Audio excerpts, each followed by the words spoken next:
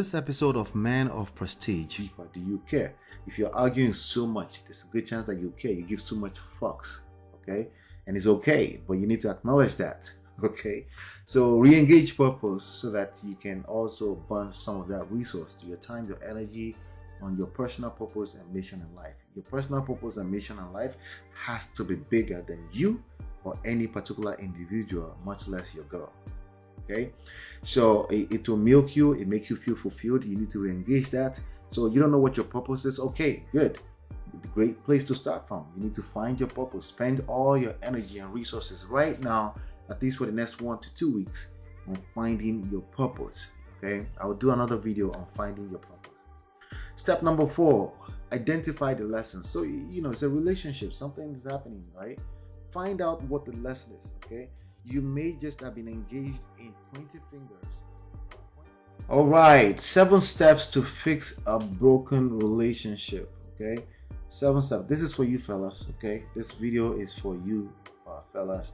On our marriage channel, which is Lola and Ola, if you're married or you're a lady, somehow you stumble into this video and you feel like you want to get your marriage back and you want to fix your marriage, you feel like it's broken and you want to fix it, we have a different video over there, so you can go check that out.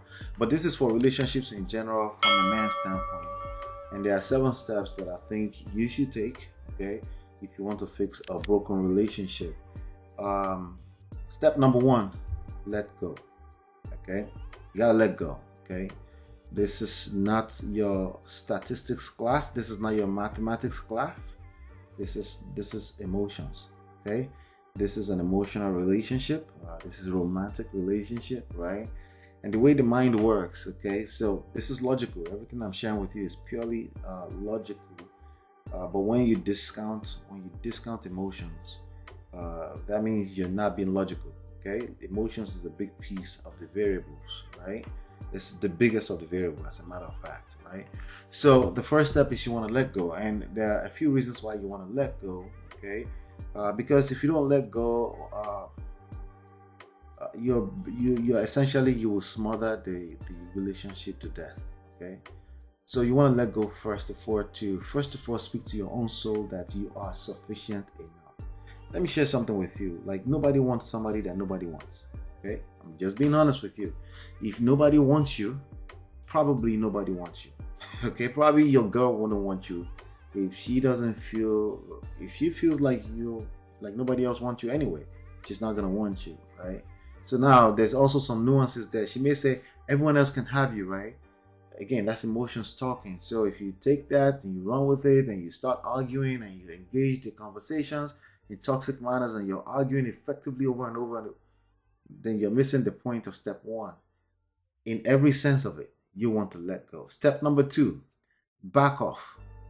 No contact. There's something called the no contact rule, and you could find it if you're in this space. Chances are you already know what a no contact rule is.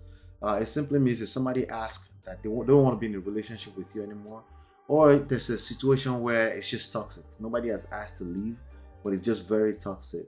You definitely want to get into what they call the no contact rule. And no contact is very, very delicate. It's a double-edged sword. It can cut both ways, like most things in relationship and emotions, right? So, but this will backfire if you don't have certain things in place that I will share with you in a few minutes, right? But the point is that it's still about letting go. It's about backing off and stop contacting them. Let them reach out a little bit to you, at least for a period of time. So if you're in a dating, depending on what part of the dating period you're in, that may be a whole week. Leave them a little back off for a week. Let them breathe.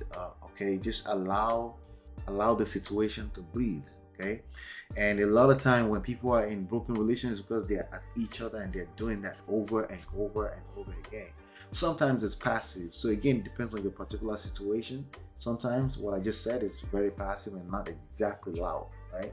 So step 3, re-engage purpose. So everything I said before, if you're not engaged with purpose, it will backfire. So for example, if you say no contact, I don't want to contact her because she's acting out of place and all these things, I'm just going to stop contacting her.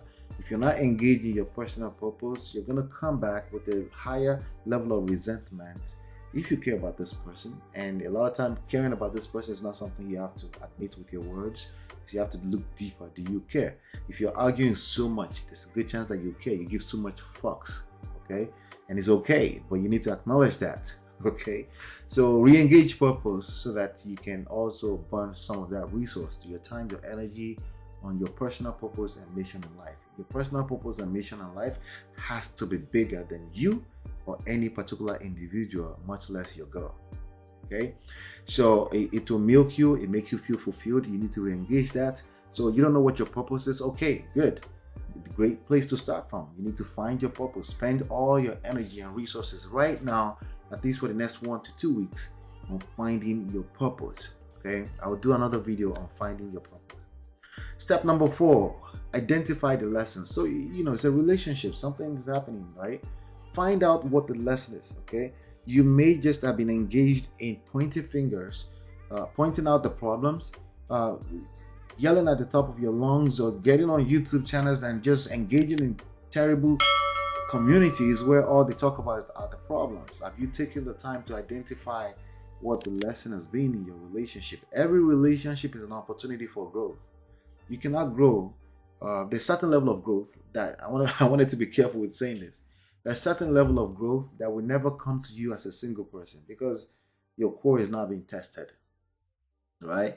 Who you are, everything you believed in is not being tested, being single.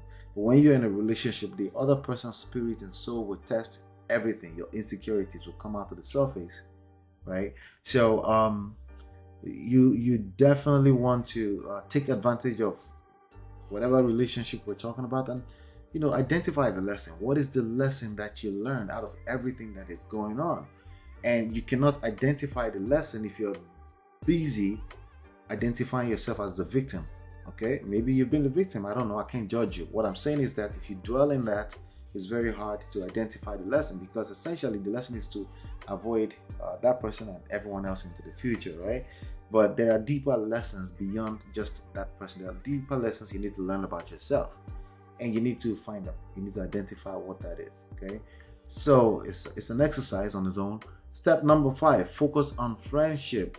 Okay, so you're still in the same space with this person. So it's broken relationship, but let's just say you're still in the same space. Let's say they already moved on, they moved out or whatever. Focus on friendship. Don't start begging this person to come back to you, okay? Because especially if they ask to leave, right? If you do that, you're giving them more reasons why you're basically confirming that they made the right decision, because you'll be smothering them from an emotional standpoint, right? So focus on friendship, which means no strings attached, right? You're just being a friend, okay? You're content with being yourself, you're sufficient, you're self-sufficient, and it's okay to be a friend. And what does that look like? Active listening. If you have to be in their presence, say, hey, I gotta go, I'll talk to you later. Things like that kind of vibe. Friendship. No strings attached, no expectations. Focus on that. And I mean indefinitely. The same thing with no contact rule. Indefinitely, until use your discretion. They start to act like they want to be around you. If you're still available and that's what you want, then sure. But this is how relationships play out. You have to allow the thing to work itself out. Okay, step number 6, don't wait for it. Okay, don't wait for it. Don't wait around. That's what I was just talking to. Indefinitely. If you are back off indefinitely, meaning you're not waiting. Okay, don't just sit down there and be waiting. You should be engaged in purpose and all of these different things, right? So this is kind of like a step, but not really a step, as in like, don't be waiting around for this person to come back and say, yeah, take me. No, don't do that. You do that, you increase the chances that will never happen. That's the way it works, in a very weird way.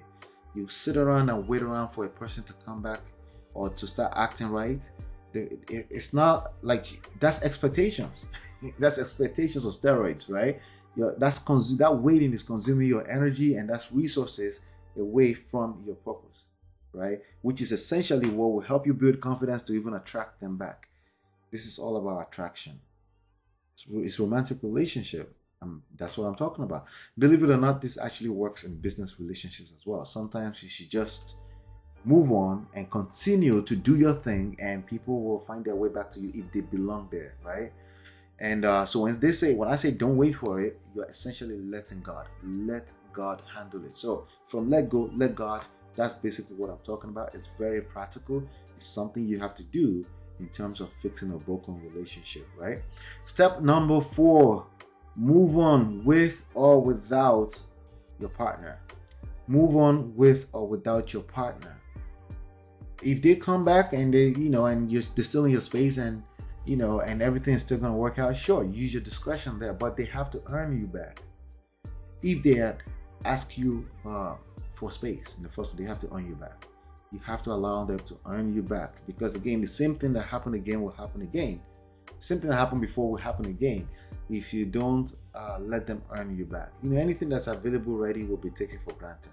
That's everything in life. Okay, so you have to value yourself. So how do you value? One of the steps to value yourself is move on. One of the best space to be in when it comes to negotiation. It's a scientific fact, by the way.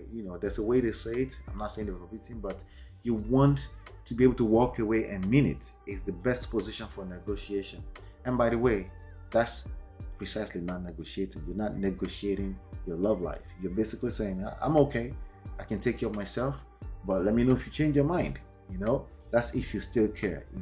But if you're watching this video, there's a chance that you still care, right? So move on with or without that person. Okay, if they belong there, things will align. You will know, it will be confirmed in your spirit, and then you guys will be able to fix things from a better space rather than being at each other and chopping each other up like that. All right.